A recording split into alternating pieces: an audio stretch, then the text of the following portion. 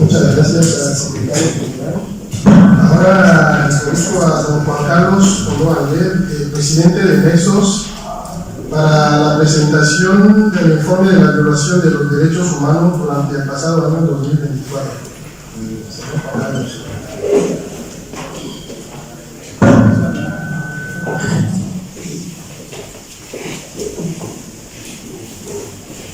Distinguidos invitados, señoras y señores, en calidad de presidente de Nexos, me complace desearos la bienvenida en este acto de presentación del balance 2024 de las violaciones de derechos humanos en Guinea Ecuatorial. En nombre de la Junta Directiva y en el mío propio, os agradezco a todos por honrarnos con vuestra presencia aquí. Agradezco de forma especial a los facilitadores del presente evento, a Ildefonso Gómez y Francisco Pérez Esteban, y a todos los que de alguna manera u otra secundan la labor de Nexos y contribuyen a visibilizar la problemática de los derechos humanos en Guinea Ecuatorial. Estimada audiencia, la situación de los derechos humanos en Guinea Ecuatorial en 2024 se caracteriza por la persistencia de la política ultrarrepresiva referida no solo a los derechos políticos, sino también a los derechos económicos y sociales básicos, destacándose asimismo la falta de visibilidad internacional de las violaciones perpetradas por el régimen, conforme ilustrarán detalladamente los siguientes oradores.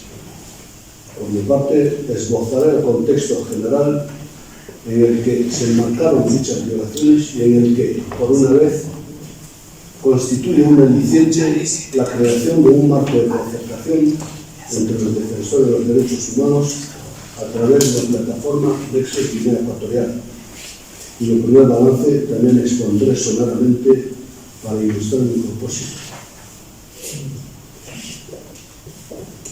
El contexto de 2024 se caracteriza por una regresión del Estado de Derecho.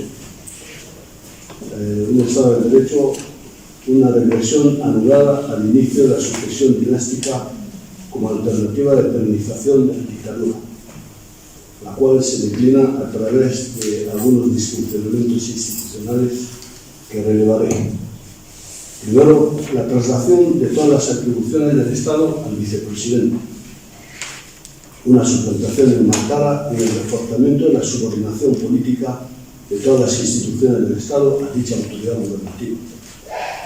El retraimiento del poder judicial, patentizado a través de los juicios televisivos contra la disidencia y contra las personas encausadas en las auditorías del sector público, en los que el vicepresidente sostiene desvergonzadamente la acusación y procede al enjuiciamiento de los interesados en claro desprecio de la ley.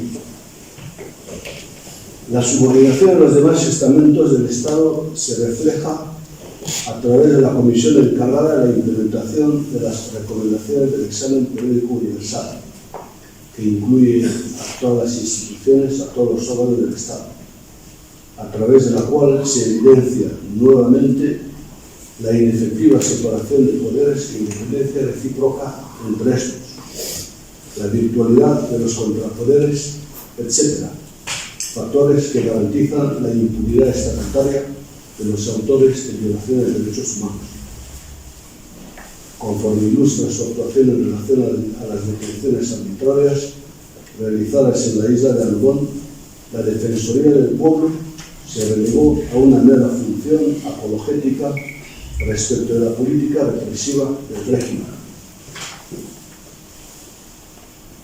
La deriva ultrarrepresiva, otro exponente de la represión del Estado de Derecho. El régimen prosiguió la ultramilitarización del país, reclutando masivamente a nuevos efectivos y formándolos en el control y represión de la población civil. Contrató y desplegó a nutridos grupos de mercenarios extranjeros, África Corp, ugandeses, serbios, chinos, etc., que desplegó por todo el territorio nacional. Recrudecimiento de las detenciones arbitrarias a los presos del MLG, de Ciudadanos por la Innovación, de la Operación Limpieza, de los sudafricanos, etcétera, etcétera, se agregaron las innumerables detenciones arbitrarias realizadas en el marco de las precitadas auditorías del sector público, las de los activistas por los derechos humanos y las de la población de Algón, sobre las que abundarán los siguientes oradores. Consecuentemente, existe una degradación de las condiciones carcelarias, falta de atención médica, privaciones alimentarias, incomunicaciones y desapariciones de presos. Véase el caso del líder Gabriel Zorla, de los presos del MNG en Northern Asia. En dicho contexto ultrarrepresivo, los indultos y las liberaciones extrajudiciales concedidos por el régimen a algunos disidentes forman parte de la consabida estrategia de desinformación.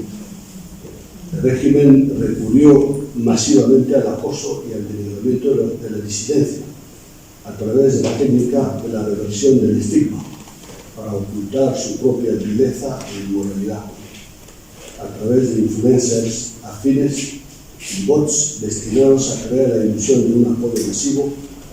El régimen aumentó considerablemente su capacidad de desinformación en las redes sociales, difundiendo noticias falsas a través de cuentas títeres, relatos malintencionados, insultos y amenazas, etc. Una siniestra labor a la que lamentablemente se asoció voluntaria o involuntariamente a cierta parte de la disidencia. El régimen emprendió nuevos simulacros de procesos judiciales al objeto de desacreditar a destacados activistas. El régimen adoptó un nuevo dispositivo legislativo de censura para restringir el acceso a las redes sociales tras el desprestigio suscitado por la difusión de vídeos de contenido sexual, caso Bello en Guanajuato. El régimen prosiguió asimismo su agresiva campaña de lobby ante los gobiernos occidentales para invisibilizar a la disidencia. Violación de los derechos económicos y sociales. La violación de los derechos económicos y sociales alcanzó un punto álgido. Si bien dicha cuestión será objeto de la ponencia de la doctora Fausta, quisiera remarcar aquí que a la diferencia de otras vertientes de los derechos humanos, cuya violación afecta esencialmente a la disidencia política, la de los derechos económicos y sociales trasciende consideraciones étnico-rurales o terroristas o de credo político, al afectar al 80% de la población nacional, la franja poblacional que sobrevive debajo del umbral de la extrema pobreza a consecuencia de la malversación de los recursos del Estado. Por tanto, un genocidio social que se transparenta a través de numerosos procesos judiciales seguidos contra la familia Obiang en varios países occidentales, no solo occidentales, Brasil, Sudáfrica, etc. Reforzamiento de la política de ocultación de las violaciones de derechos humanos.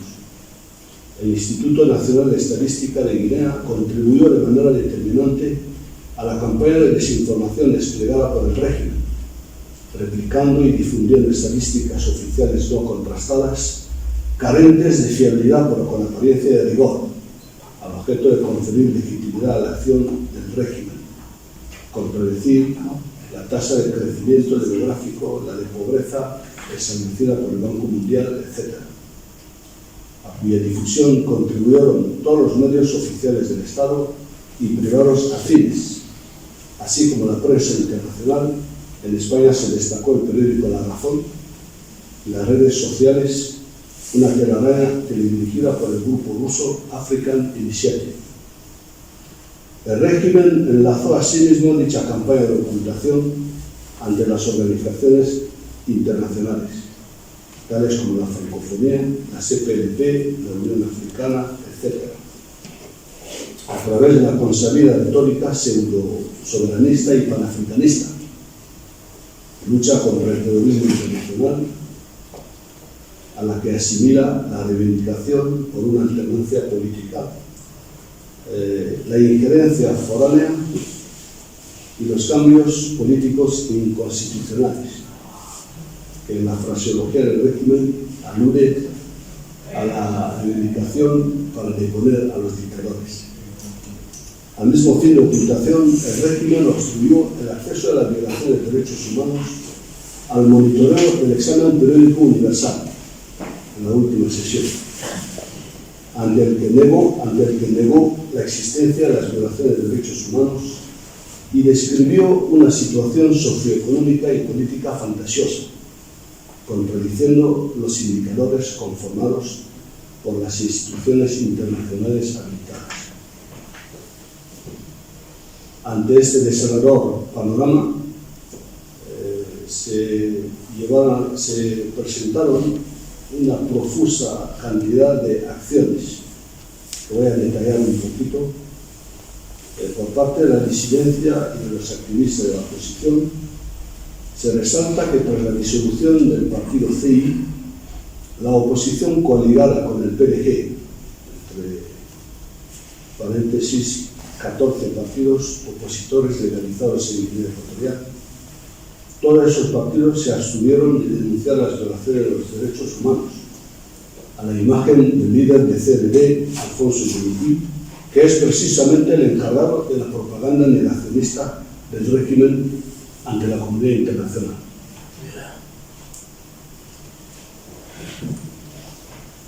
Ante el temor fundado a las represalias, otros partidos de la oposición, por su dependencia financiera del régimen, y algunas ONGs emanadas de ONGs internacionales, dieron muestra de cierta circunspección al evocar las violaciones de los derechos humanos perpetradas por el régimen, al tiempo que se abstuvieron de emprender acciones contra las mismas.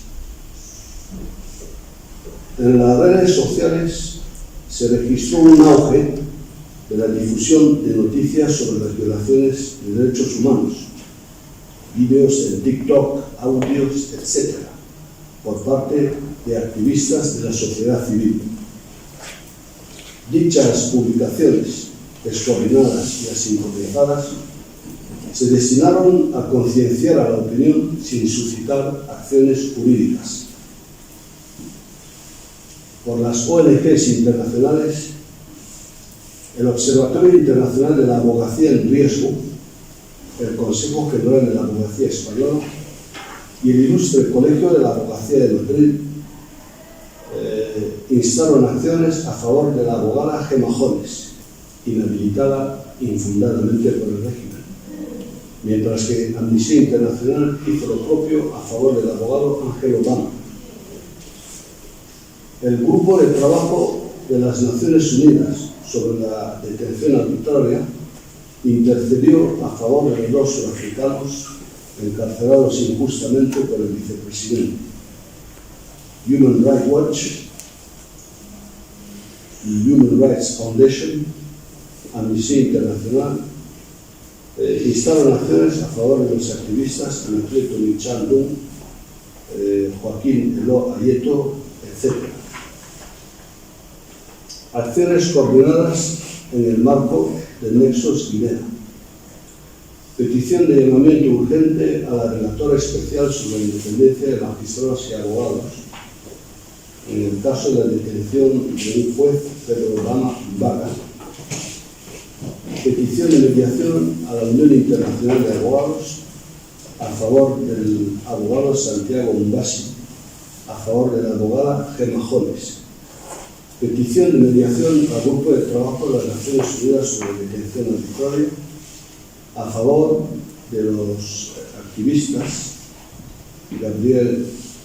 del líder Gabriel Zobian, de los activistas Feliciano Kefamangue, etc.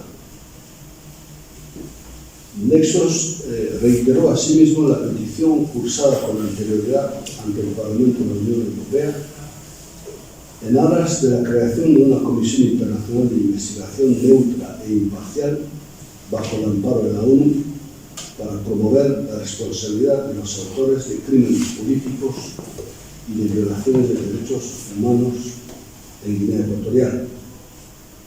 Nexos desplegó asimismo una intensa labor comunicacional para conferir visibilidad y audibilidad a las expuestas acciones a través de intervenciones en los medios internacionales: Wall Street Journal, Voice of America, TV5 Monde, Le Monde, El País, Deutsche Welle, Redactif, France 24, Lusa, Público, Jeune Afrique, Cadena Cope, Fiera Digital, Carte Blanche, Nouvelle d'Afrique, NCA, etc. Estimada audiencia, no quiero cansarles, la descrita política ultrarrepresiva y la extrema degradación del contexto socioeconómico derivada de la malversación sistemática del recursos del Estado auguran una crisis humanitaria inminente en Guinea Ecuatorial que seguramente propiciará el actual contexto de sucesión dinástica, cuya reversión apela a la acción solidaria y concertada de todos los defensores de los derechos humanos ante las instancias internacionales. En su virtud, formulo un llamamiento a toda la disidencia al objeto de sostener las acciones iniciadas en el marco de la plataforma Nexos Guinea Ecuatorial en aras del restablecimiento del Estado de Derecho en Guinea Ecuatorial. Desde la fe y la esperanza de que se haga realidad, concluiré mi propósito agradeciendo a todos por la atención prestada. Muchas gracias.